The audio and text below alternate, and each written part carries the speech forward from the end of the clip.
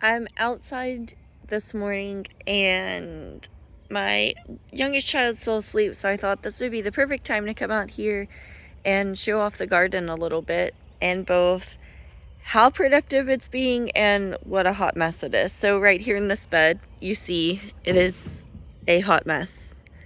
And here are the blackberry bushes. They're actually producing flowers and berries already, but they won't be able to be harvested for another month. And these are incredible. I have one or two Arkansas Freedom berries mixed in, but most of these are Arkansas Traveler berries. They are sisters, and I believe they are both created by the University of Arkansas. So that's pretty awesome. They are very productive. The berries are large and they're thornless, so I really like them. They're beautiful. There are some more blackberries that I've been looking at that are thornless that I want to add to the mix, but I have not purchased any yet.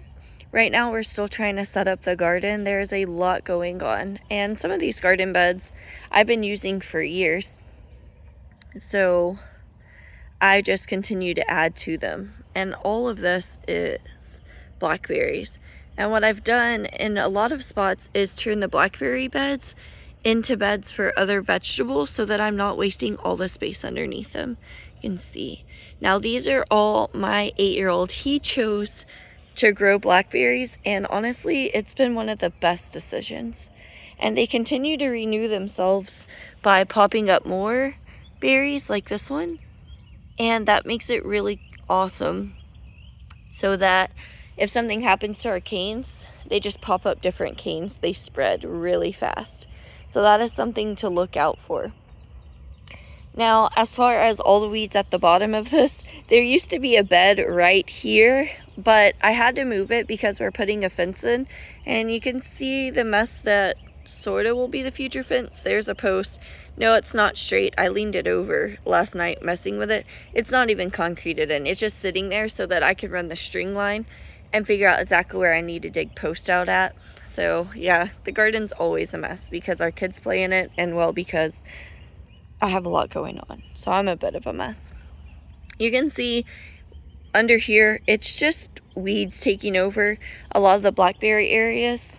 This small blackberry right here and this one right here sticking out of the weeds, they're actually the same. They were planted at the same time as these with the giant branches and canes. The difference is that we cut these down recently, I think in September, to move in our cabin.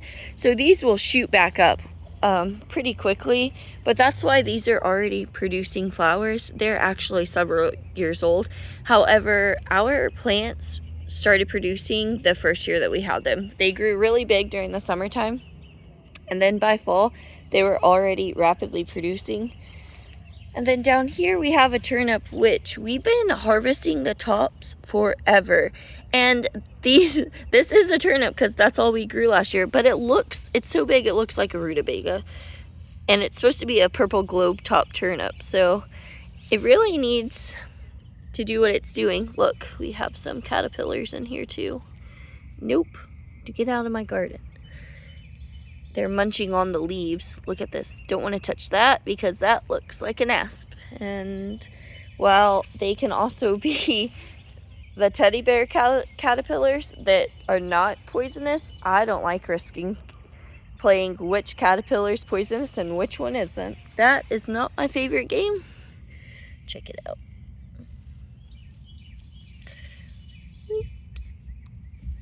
So I just continue to harvest the leaves off of this, and when they get really big, they start to get spiky, and I feed those to the geese. What I'm waiting is for it to bolt right up the center so I can collect seeds from it, and that's why we just have a random turnip in the garden, honestly. You can see another blackberry shooting up next. Now, I know this is all a big, huge, sloppy mess with all these weeds, but believe it or not, I'm actually pulling up all of these wildflowers, weeds, and all of that, and giving them to the geese, ducks, and chickens. So they're not going to waste. And then our plan is, well, my plan is to come in and mulch all of this area just on top, because underneath it has really amazing soil, because I built it up over the years with mushroom compost, just layering several inches on top during the spring, allowing it to break down all year. And let me show you what that's done for our soil. Isn't that beautiful? So that's a great way to go. But you don't plant your plants into mulch or compost. You plant them into the dirt below.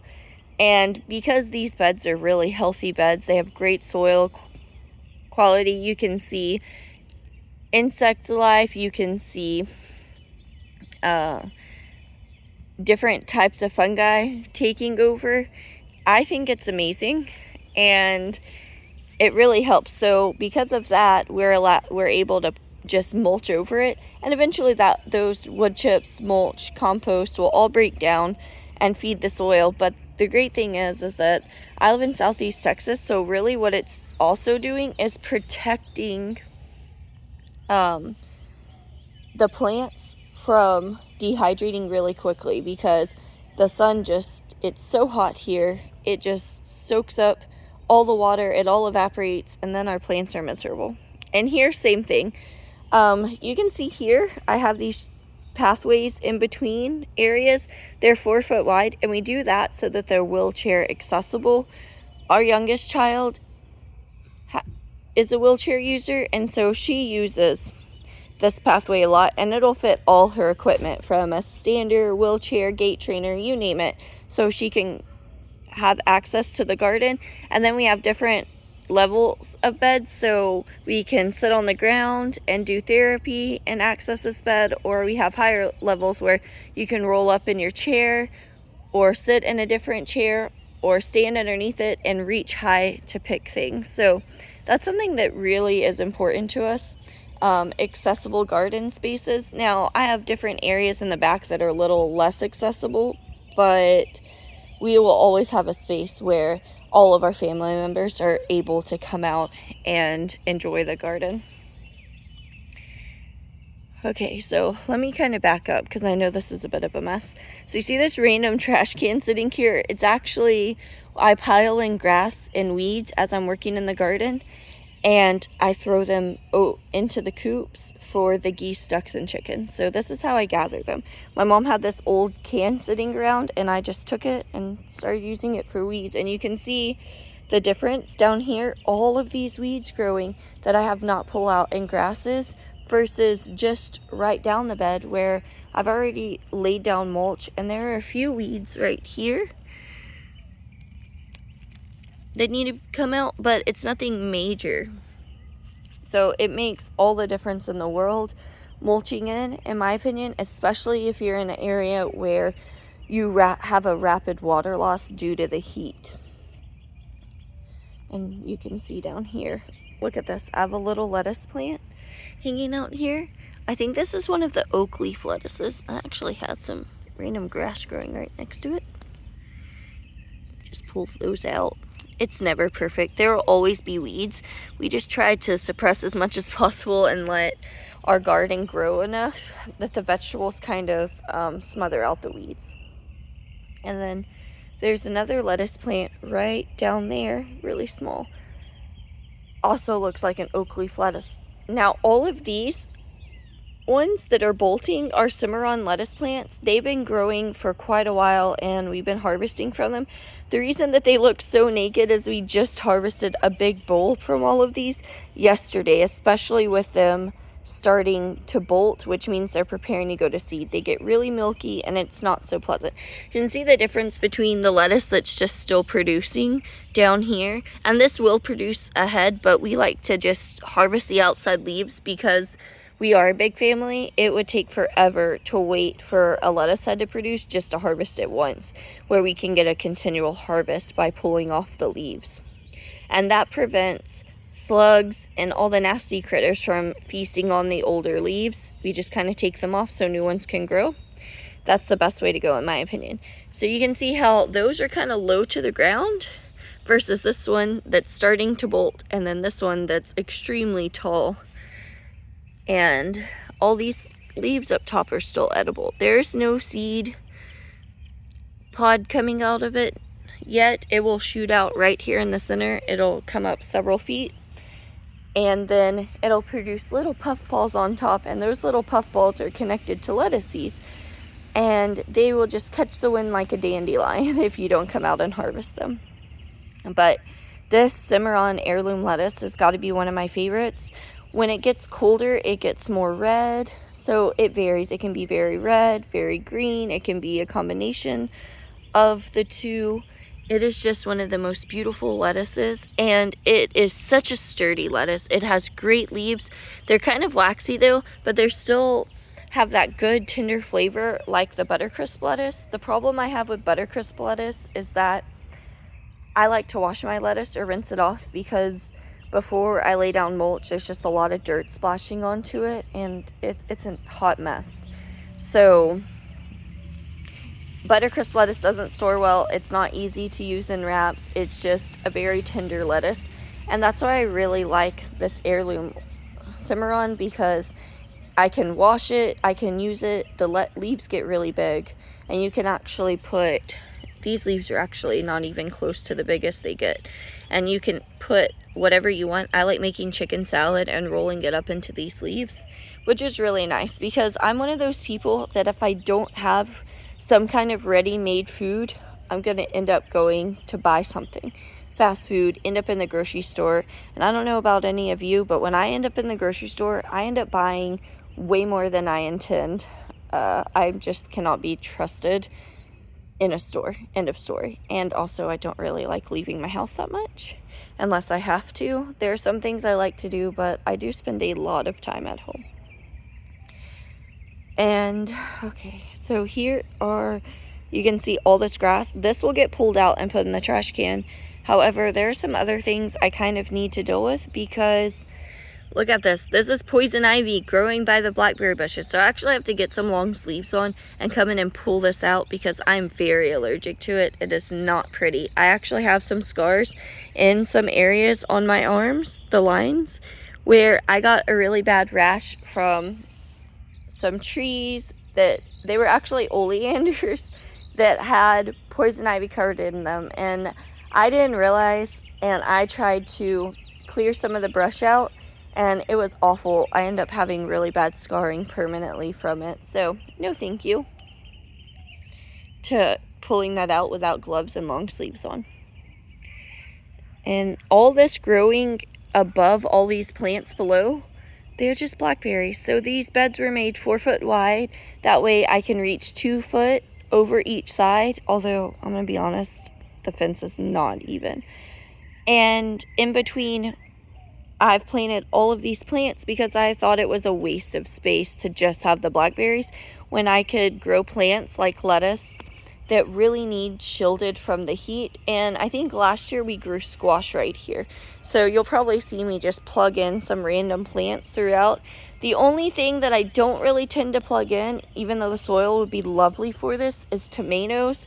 And that's because even though this wire has so much space right now, some empty spaces, it won't when these blackberries really start to fill out. Spring hasn't even started yet, and these blackberries are already starting to branch out. So they will rapidly grow all year, and they produce a crop both in spring and in fall.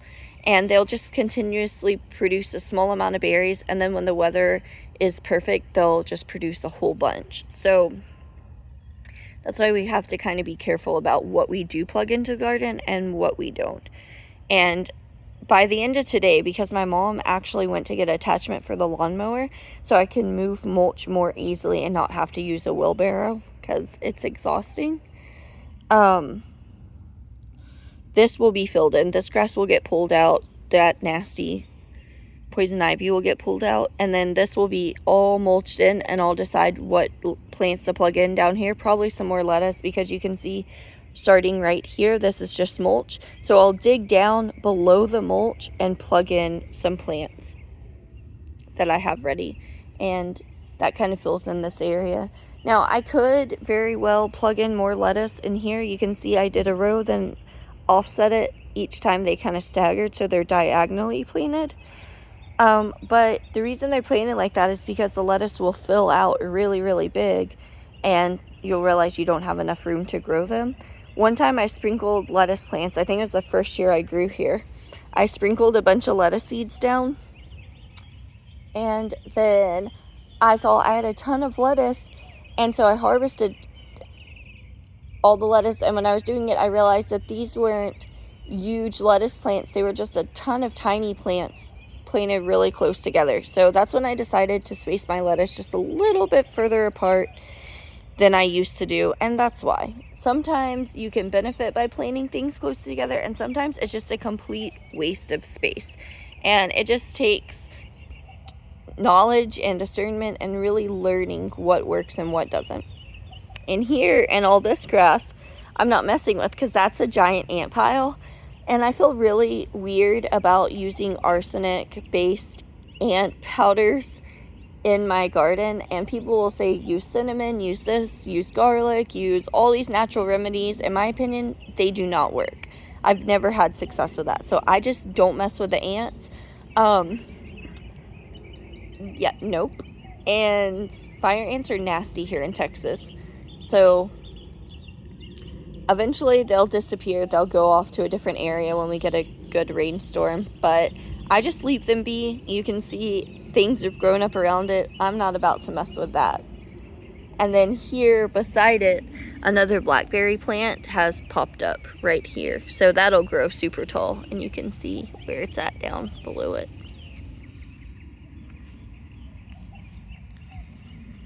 Okay, so I'm going to come around the other bed. You can see I have more poison ivy coming in. The problem is these little roots just tunnel under the beds, and they come from all over the yard. So you have to pull out the whole root, and it's a real pain. So I'll dry them out with like vinegar or whatever and pull up what I can and spray the rest. And it's just a constant battle every year. No matter where I plant in this yard, I'll have to deal with poison ivy. And I'll show you another spot where it's coming up right here. So that's just something that I deal with. It helps a lot if I weed eat on the outside of the beds, which I have not done in a while. We're just getting back to where everything's rapidly growing again. So we'll be mowing and weed eating constantly. And honestly, usually weed eating and mowing is something that I delegate out. We have a teenager down the road who likes to earn money, so we paid him for quite a while to mow our grass, and now he's getting older. So my mom went ahead and purchased a lawnmower the other day, and it looks like we'll be back to mowing our own grass. I gotta be honest though, it's just not something I'm excited about doing. You would think that I'd be fine with mowing grass considering I like to homestead and garden, but no, I don't. In fact, I like feeding the grass or having the ducks and geese be able to come in and clear out the grass or keep it mowed down. So, I don't know, kind of the oxymoron of homesteading maybe? Not sure. So right here in the corner of this bed, this is just the opposite side of the other blackberry bed. You can see this fennel. Yeah. And I've planted a fennel in a lot of places. So these are one of my favorite plants. I realized that Florence fennel, the ones that produce the bulb seed, actually are perennials down here. And I always thought you could just harvest them one time for the bulb and then move on. But I realized that they will spread rapidly. They produce seeds, so they'll reseed themselves. They spread through bulbs and roots. They'll just produce more plants, all connected, and you can easily break those apart and plant them somewhere else. So there are just so many different ways to get fennel here, and it does have a licorice flavor, but I found that if you boil it even for 5 minutes, that flavor disappears, and then you can dehydrate it, and it's a lot like celery, dried celery, that you would use in soups or stews or any of that. So for those family members we have that don't like a licorice flavor, this is awesome. And for those that do, the whole vegetable is edible. The roots can be made into teas. So it's a really great versatile plant. And celery is really hard for me to grow. It requires a long, cool growing season. We have a very long, very hot, very humid growing season. During the winter, it's horribly wet, and during the summer it is horribly hot and dry, but the humidity is always extremely high, and it is miserable for both people, animals, and plants. So it's just not, I have not found a way that celery grows well here. Honestly, I'm not really interested in trying to grow celery right now. I may later, but knowing that it's really not great for our climate, I just don't see the point in wasting my time, especially when I don't use celery that much anymore. And that's mostly because things like Swiss chard and choice grow really well here, and I would rather put my time and energy in something that grows well here than in a plant that we don't really need, that we can use something else to grow that doesn't fit our climate well. And right here I have cilantro. Now this is the time of year where cilantro really starts to bolt, and from that we get coriander. So that works out really, really well, because you can both plant the seed, have it for next year's seed, or you can just eat it. But naturally, my son came out to ask a question. So this time of year it bolts, and naturally some of the seeds are going to fall into the soil.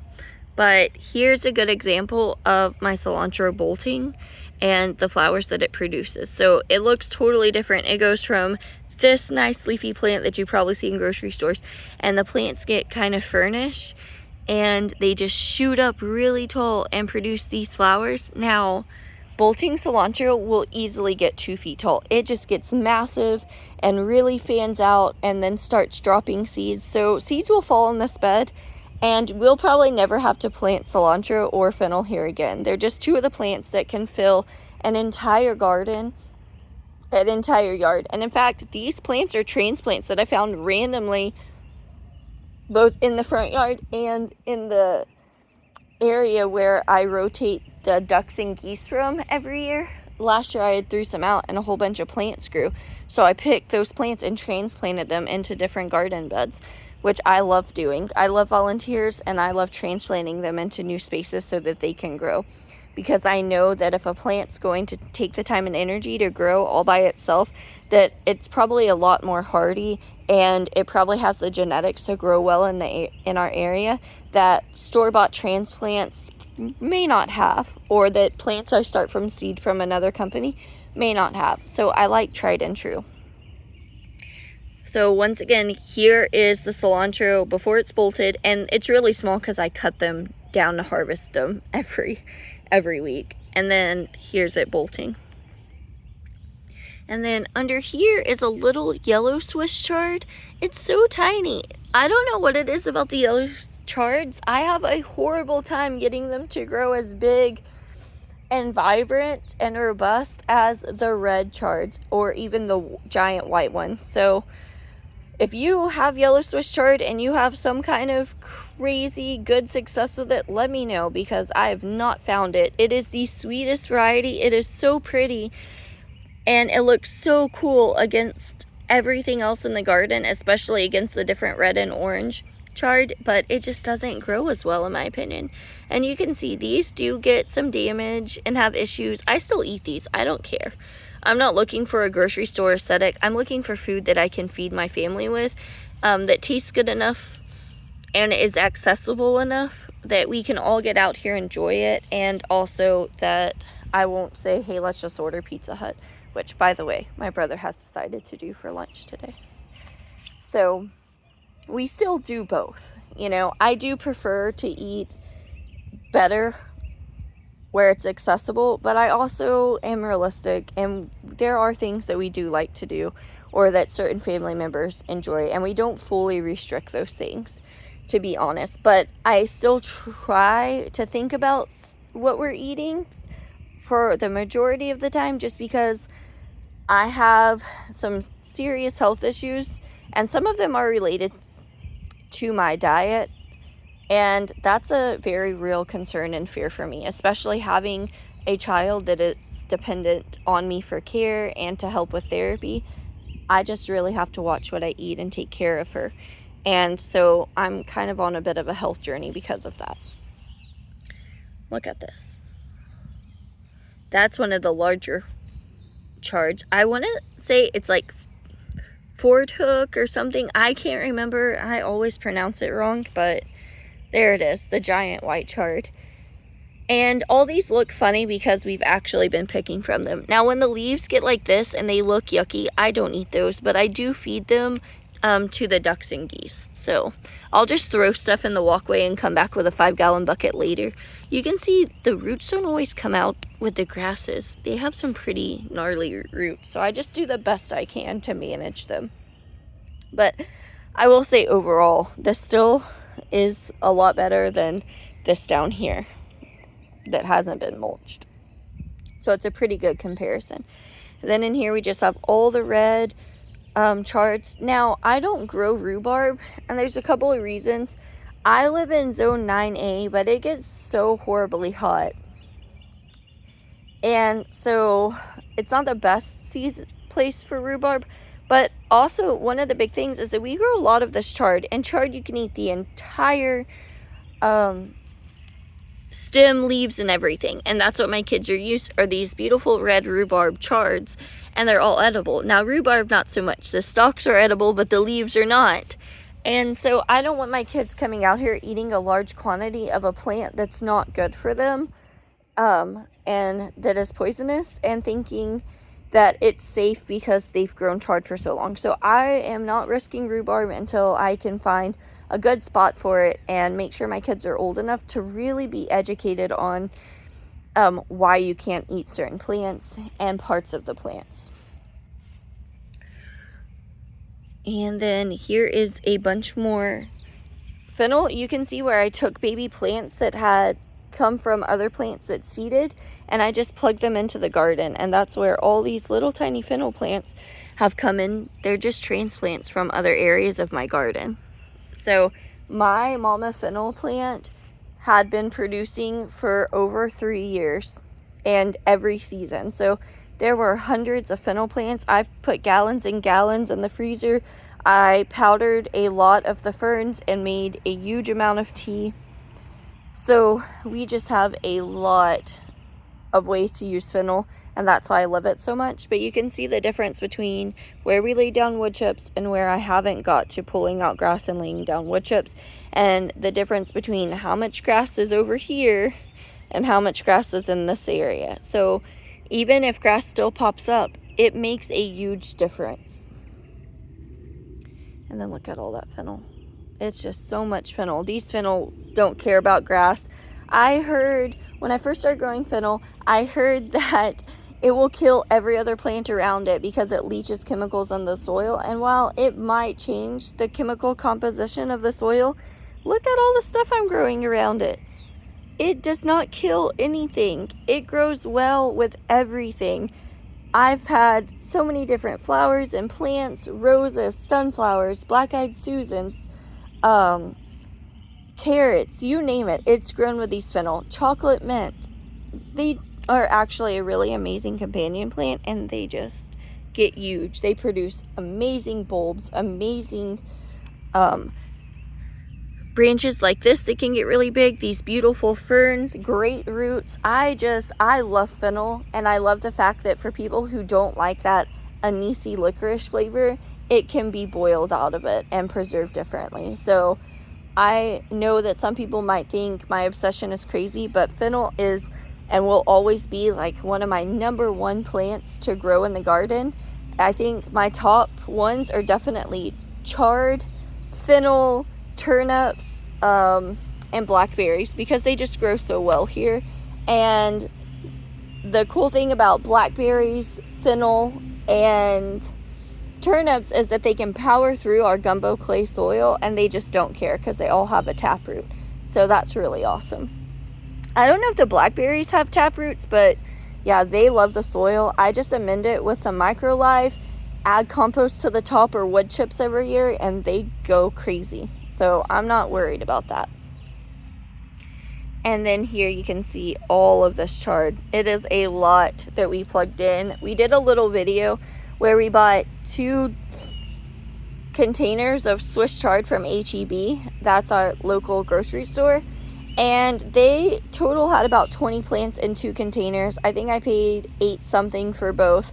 And so we have a lot of Swiss chard plants. It gave me a pretty good head start on them. And honestly, buying it that way was even cheaper than going to the farm and garden store to get transplants. And they look pretty good.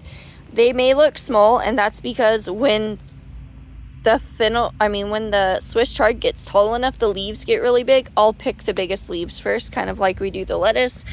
So these get much bigger, and sometimes I'll let the stalks grow wider so that we can use them similar to celery. But these don't lose color when you're cooking them. So they are gorgeous in stir fries and all sorts of cooking. And then look at all of them, how pretty they are. Pinks, oranges, reds. Something was having a good little munch on this one. And so we just pop them off like it's nothing and let the little leaves take their places. And I think that really prevents some pest damage and keeps leaves from rotting, but also it allows us to have a continual harvest instead of waiting. Chard is biennial, so they actually only seed every other year, which is awesome. Now sometimes our crazy weather will trick plants into thinking that it's time to seed, but that's not an issue that I've had so far with chard. And I apologize, I know you're hearing people mowing their yards and everything else, but we do live, even though we're technically in the Houston suburbs, we live very close to City Hall, and we have quite a few restrictions, and we live close to our neighbors, so they will mow. We are on less than 3/4 of an acre, so we do all of this in a fairly small space, and our yard has yet to be maximized to its full potential. We are still building. It takes time, money, and a lot of effort, and we don't always have those things, so we're still working on it, and it will be a constant building project, even on a small amount of land. And while it would be cool to have more land, and we've been looking for it, we're just not quite in the space where we found anything worth the time, money, or effort. So this is what we're doing. And right here you can see another fennel plant. This is actually part of my mama fennel plant. And the reason it looks so small is I cut it all the way back when I transplanted it because it was such an established rootstock. And I put it in here. So this mama will hopefully go on already 3 or 4 years so far, and I can't wait to see how many more babies we get out of her and how long you can actually grow fennel from a singular plant before that plant finally kicks the bucket. And honestly, it's not 3 to 4 years, so I'm excited. Now on this is the bed that was actually around the first set of blackberries that have all those weeds growing in. But like I said, we want to put up a gate. We have the tiny house there, so this takes up way too much space. Now the tiny house we use for a lot of therapy stuff. There are a lot of therapy items, blocks, therapy mats, rollers, big equipment. So it's important for us to be able to access all of this area and bring that equipment through, which is why we could not keep this wooden bed over there. Now you can see that I damaged it pretty good by throwing it around. I need to repair it. And even though it's damaged, I was not about to throw this out. I'm going to fill it with dirt, for goodness sakes. So it's going to get more damage. And here you can kind of see the layers that I do. I don't always do it like this. See some sneaky grass right there. But I usually put something down, cardboard. Sometimes if I have like old towels or old sheets that need to be thrown out, I'll save them and lay them down in the garden to decompose, and kind of put a barrier in between the grass and whatever's on the ground and our plants. But this time I had some mulch. So unlike the areas of the pathways or garden, I did a very thin layer of mulch, just enough to cover some of the grass, and it's not perfect. You can see a few plants popping out, but then I'll do a really thick, like 6 to 8 inch layer of topsoil in here, and then on top of that I'll either put mushroom compost or the leftover pine shavings or cedar shavings that have broken down from the chicken coop bedding on top to break down into the soil. So I will never ever plant into mulch or wood chips. I'm always planting into soil. This will actually take quite a bit of time to break down. But if you put too much and you put plants that have deep roots in there the first season, they will not grow well. So tomatoes and things are not going to grow well in something that has all of this mulch down, because their roots will reach that far down. Now I'm going to fill this bed with like potatoes and lettuces. Those will do fine because of where the tubers sit at for the potatoes and how I'll continue to pile on top over the top of them with different layers. And lettuce have shallow roots, so they're never going to reach this mulch. And then in 2 or 3 seasons, I'll put plants that have a lot deeper root systems in here. So that's kind of how I do things.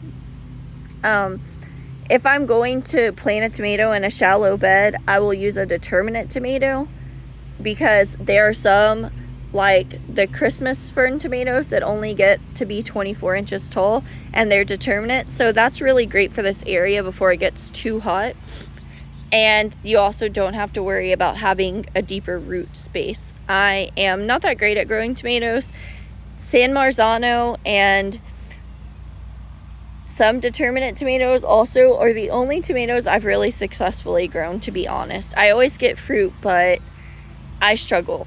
So I will be putting more effort into tomatoes this year, probably in 5-gallon food grade buckets, because that's what my son wants, and I want my kids involved in the homestead, because some of them just aren't interested, and that's okay, but it is important they stay involved. And then right here is cardboard. So I do lay down cardboard. You can see pizza boxes, random cardboard, and I'll throw eggshells in there. And I don't expect these to feed the soil. One's just a barrier, and the eggshells, I just didn't want to waste them, and it'll give the worms and something to eat and introduce them to this wood so that they can break all of that down over time, which is really cool. And then here is another bed. These beds right here, here, and here, I actually made from a tree that used to be right by that mulch pile in my front yard. And let me show you the mulch pile. Let's see. There we go. And so I have to get that mulch up today as quickly as possible, because while the city lets us improve our yards, they do not appreciate piles of mulch. They're very big on aesthetics. So this bed was made from that tree. I didn't want to have to haul off the tree. I'm very big on the pretty, whimsical cottage gardens. I know people do not like growing in trees because of them breaking down and sucking in nitrogen. I disagree. I feel like my soil is well enough fed. It's not an issue. And also I can add different things that break down rapidly. Like I said, like the pine shaving with chicken nitrogen in it. Okay.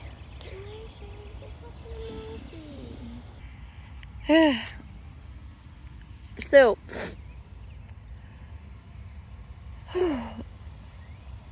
oh my goodness, I've lost track of time. So the kids, on Thursdays we have a wind down day, so we don't do a ton of schoolwork, and on Fridays we just take the day completely off and focus on yard and housework, and then let them have free day to just kind of decompress.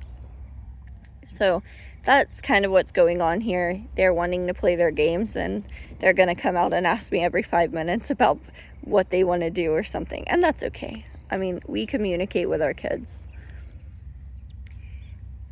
Okay, so here we have all the fennel. You can see a lot of it. I took a lot of plugs and plugged them in where I knew they could fill out in different areas. And then in between all this fennel, this is a marjoram plant. It is huge. It is in the front garden. It takes over everything. And we actually cut it into several pieces, and there's still a huge part up there. And so it's here, here, here, which you can see how big it's getting, and then all the way over here into this bed. How crazy is it that this is all the same marjoram plant, and these plugs have gotten so big already? I mean, they just take over everything. It is not even funny. So you can see they're just massive. And then in between we have some oak leaf lettuce down here and some up there.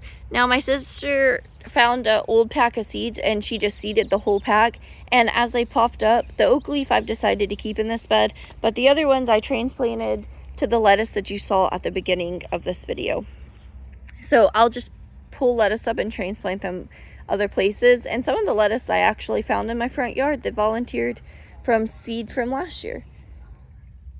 So that happens too. And also have this bed also from the same tree.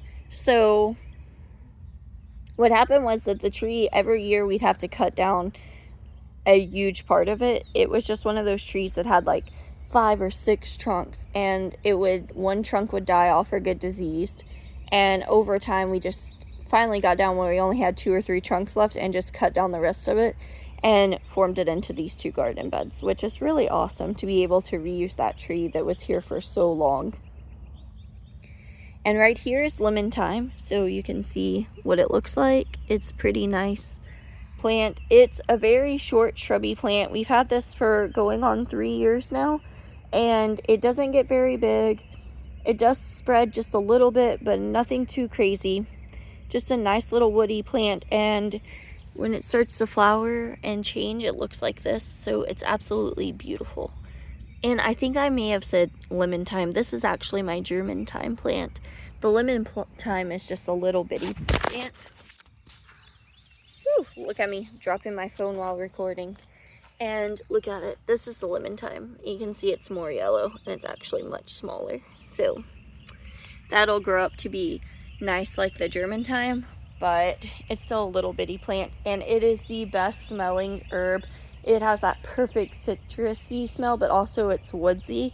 And I think lemon thyme is quickly becoming one of my favorite herbs of all time. It is just so good. The downside is that thyme just doesn't grow as much as everything else, or as quickly.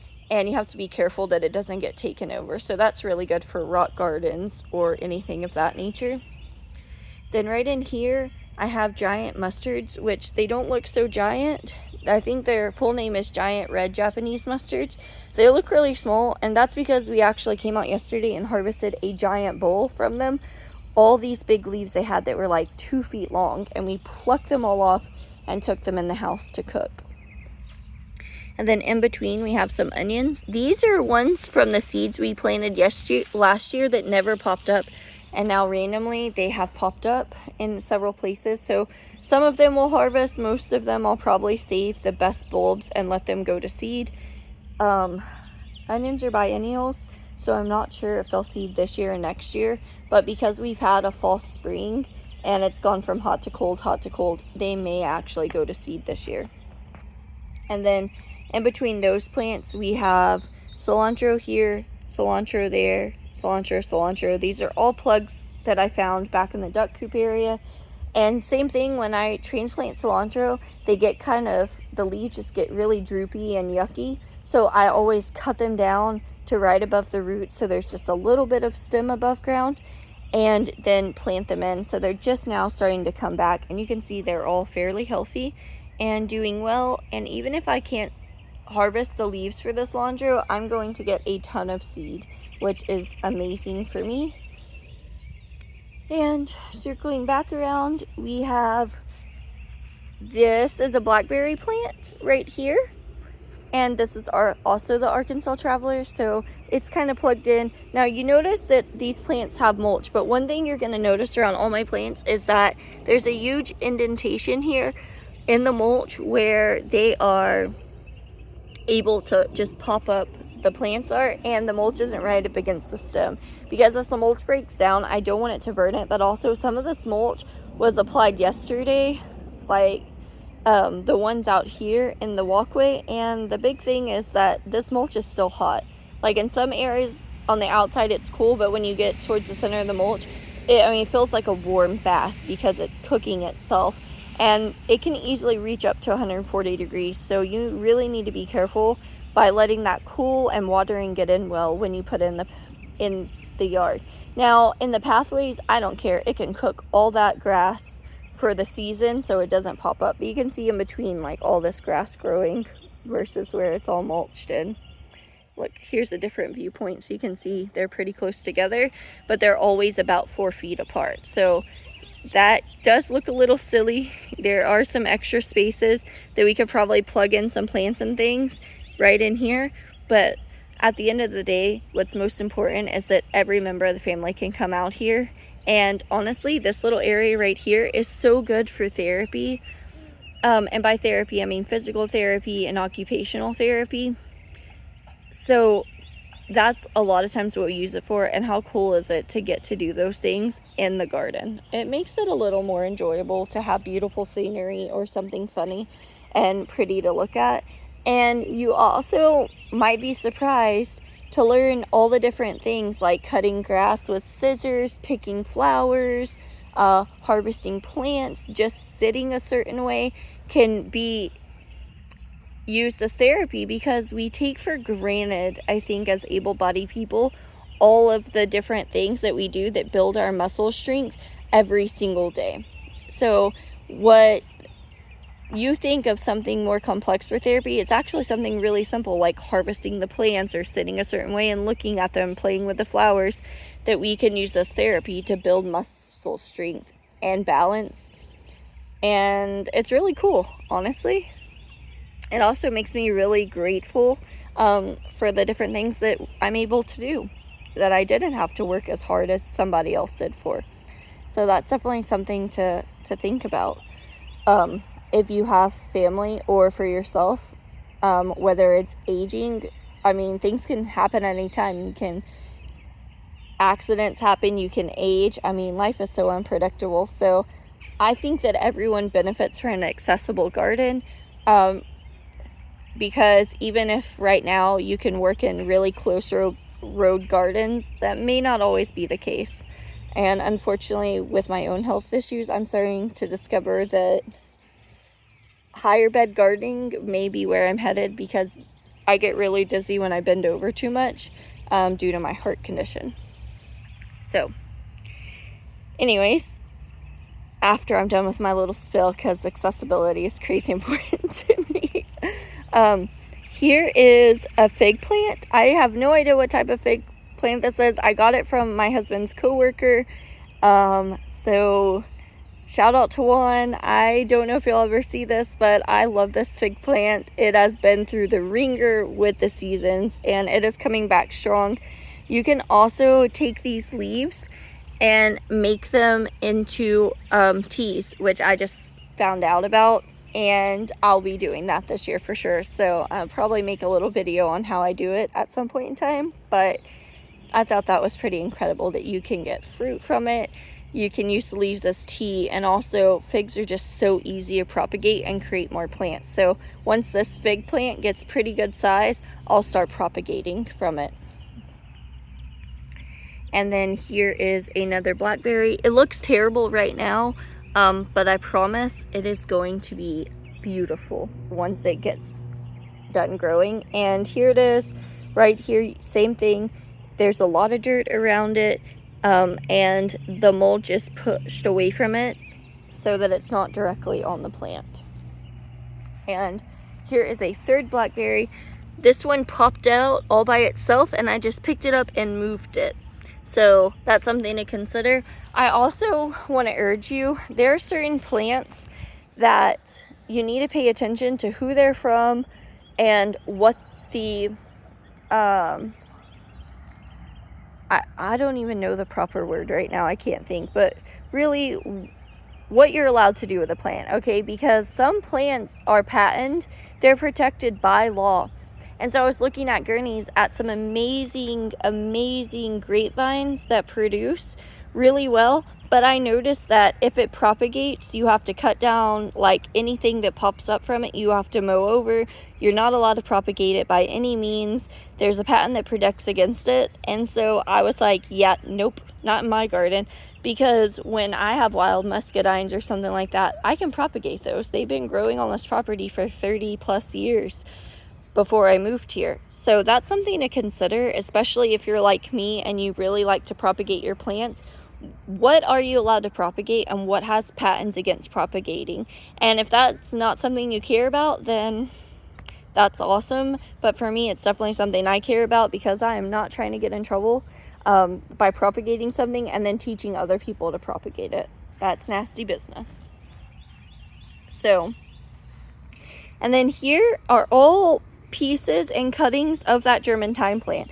So when I transplanted some of it, I noticed that it had a lot of damage to it. And so, oh dang, I think I messed up. So I just realized that the plant I showed earlier was actually lemon thyme, and I corrected myself and said German thyme. It is lemon thyme. It has that beautiful yellow on it, and I'm just crazy. Okay, so man, this is the German thyme.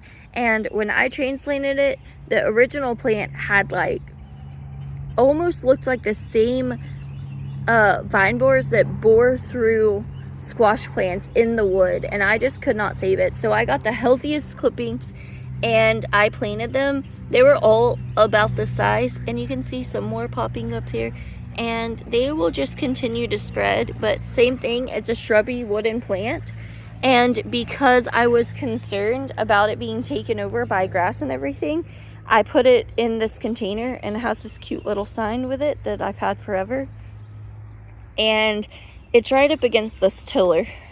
So I thought I wanted to put a little flower box here, and what better way than some thyme that I can mulch in around it, and it'll just do its thing and grow and thrive even when we get the hot, horrible heat.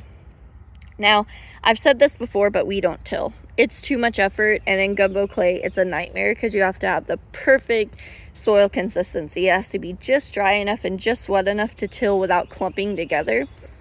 And I tried one year tilling this whole area, and it was an awful mess. So I will not be doing that again. All right, I had a little Q&A in between recording with the little ones. My mom's trying to get a hold of me, so I put my phone on do not disturb when I'm recording, because being the oldest sibling of a big old family, there are a lot of messages and calls that come through in one day. Okay, so this tiller was my grandfather's. I inherited it when he passed away, like, I don't know, what's it been, 8 years now? And it was not really running. It's a really old tiller, and we don't till anyways. So I thought, well, rather than get rid of it, let's just put it in the garden, and it'll be something nice to have out there. Because while some of my family experiences aren't really the greatest, the idea of family before me growing plants is actually kind of nice in a weird way. So I placed it in there as a reminder, and kind of nice to have. My mom's staying on the property right now, so she gets to come out and see pieces from her childhood, which is cool. And this is a frog, and it's just decoration. I actually inherited, it was my great-grandmother's, and she passed away a couple years ago, and I put it out in the garden on this tiller. So she was actually my grandfather's mother-in-law, so pretty cool. And then look at this. You can kind of get an idea. Look at this old Briggs & Stratton motor. Check this out. This always gets me. Look at that, Montgomery Ward. So when I say this is a very old tiller, it was a very old tiller, and I can't believe how long it lasted, because it lasted my grandfather until he was pushing 70. That's pretty incredible. So you can't beat that. Maybe he could have fixed it. He was a tradesman. He was a carpenter by trade, but he was actually really good with all things mechanical too. And he probably could have fixed it and continued using it, but unfortunately he passed away in his 60s. So it is kind of what it is, and it's just a pretty lawn ornament. And last but not least, in this area anyways, I have this huge pea trellis, and it is massive. My brother-in-law gave me a ton of these posts right here, and I used that and some old wood and old wire we had and created a huge pea trellis. So it's wire on bottom, but I didn't have any more quality wire I could use, so I went and got some twine, and you can see the twine on the top rows of it all right there. And the peas have already started growing. The idea is for the kids to be able to hang out under here. They can crawl under and hang out. It's wide enough that I can actually get under there with my daughter. because she can't crawl under it on her own, or I could roll her wheelchair up to it and she can pick off of it, pick the peas or cucumbers that grow. So this is really cool. This is what I was talking about growing vertically is another option if you need something more accessible. And the way that this built is the pathway's right here, and it's easy to reach what's on here, because this is just a slight hill, and then this is a pathway. This is another garden bed that I built, but I just put soil with no bed around it, 16 foot long, 4 foot wide, and right in the middle I put this garden trellis. And you can tell that it's all made from repurposed wood because look at that wood. It looks pretty rough, and it doesn't matter because it's growing plants and hanging out in the dirt, so it doesn't matter. And these peas, they're already doing pretty well. They were planted just over maybe 2 to 3 weeks ago. They take up to 14 days to germinate, but they germinated fairly quickly, and now they're all already growing up. I can't for the life of me remember what type of pea they are, but I got them from Baker's Creek, and the pea pods get to be a solid 8 inches. Both the pods and the peas are edible, which is really great, and it's a sweeter pea. So I thought this would be great because I know the kids and my siblings are going to be impatient waiting for the peas to produce, and this way I don't have to worry about if they go out and grab a pea pod and the pea you're supposed to eat the pea and the pod is poisonous. That's not something I wanted to risk. So this was my solution.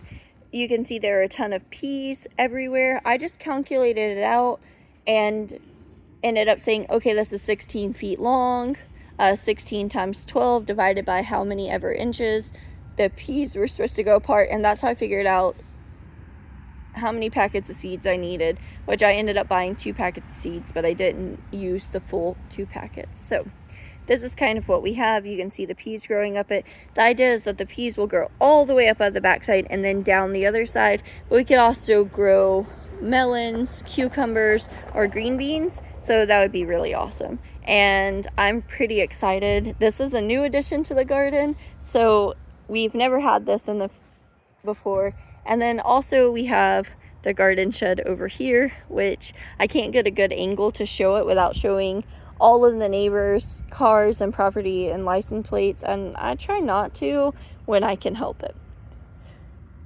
And one thing about having a ton of kids in the yard is having socks everywhere. I don't know what is about kids and taking their socks off, but it is what it is, I guess.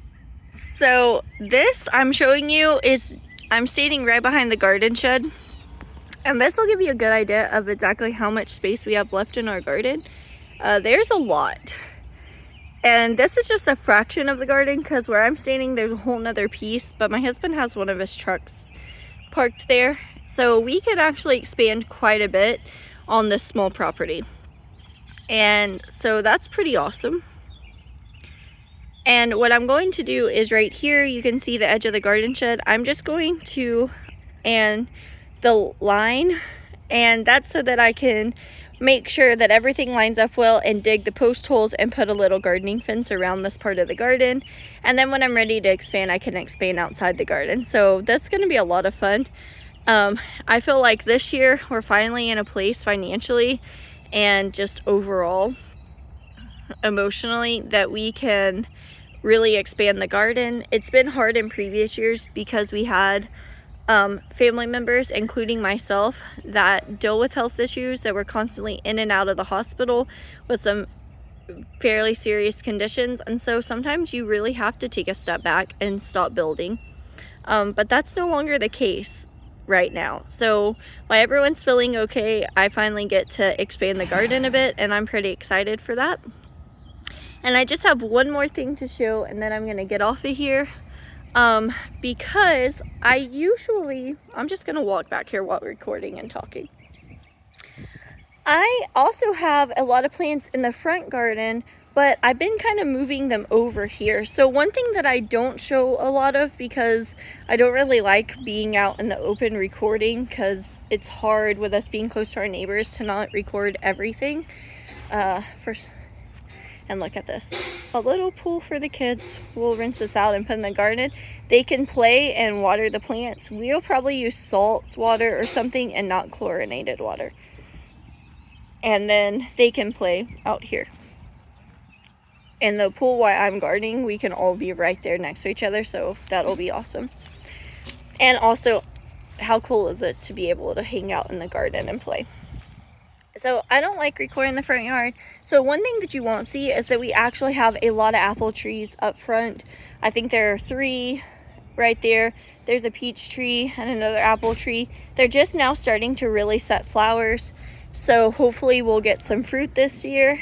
And then we have goji berries, things of that nature up front. That's where my mint plants and my roses are. So there is more to this garden that you're not really seeing. But the incredible thing is that we're still on only like 0.69 of an acre. So it's pretty cool what you can grow. Now, back here behind the fence is where the animals are. And you can see, check it out. There's the chicken side and the goose side, and here come the geese yelling at me. They have a nest, so they're angry geese. That we just built that. How cool is that? And I did a more extensive video showing off how, like, the inside of it and all of that, but I need to edit it and get it posted, so that takes me a while. If I have a video where I can just post it, it's easy, but editing takes a minute. It's really hard to find a time where I'm not exhausted, that it's quiet enough to edit. Because, I mean, we have family. I have a lot of family visiting. We hang out with our siblings all the time.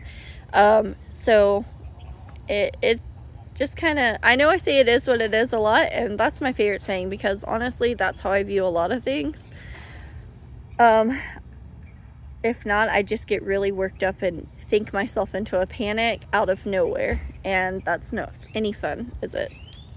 So all of this right here that you're seeing are pumpkins. They are popping up everywhere because there was a metal fence right here that ran off of this fence last year, and it was fenced off all the way for the animals. They were all in one coop, but because we ended up getting Toulouse geese and they really needed their own space, we changed up the coop a bit. And so where we composted all those hundreds of pumpkins for the animals and let them eat them, well, the seeds that they didn't eat have turned into plants. And now you have 2 options with this. You can A, let the birds in here and they will demolish all these plants and will give them another food source, or B, you can allow it to grow and produce more pumpkins.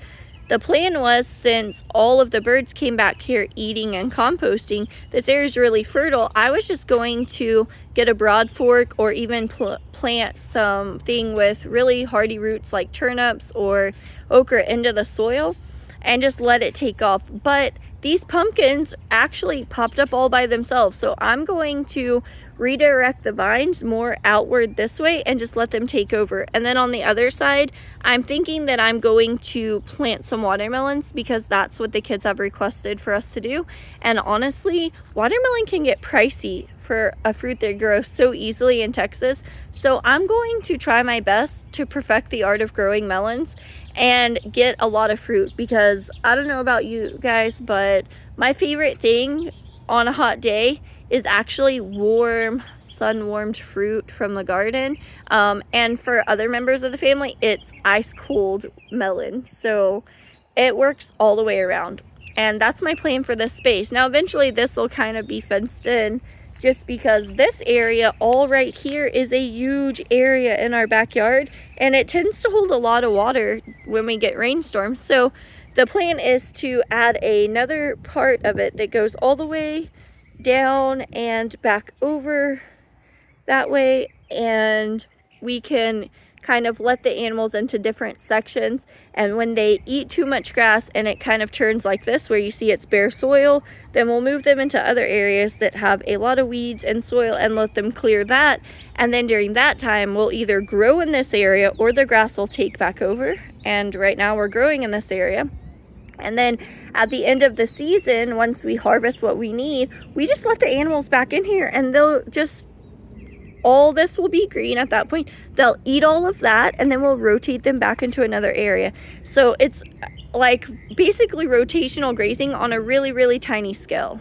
And that meat chicken's booty looks funny. Meat chickens do not grow feathers always on their tail ends, and when they get closer to processing, they just they've grown so big, they don't really have a ton of feathers. So it looks kind of funny, right? Let me see. There, that dude. So this is kind of our setup. Now, pumpkins are volunteering all over the place. They're volunteering right by the cabin steps, so are lettuce, and we're letting them grow.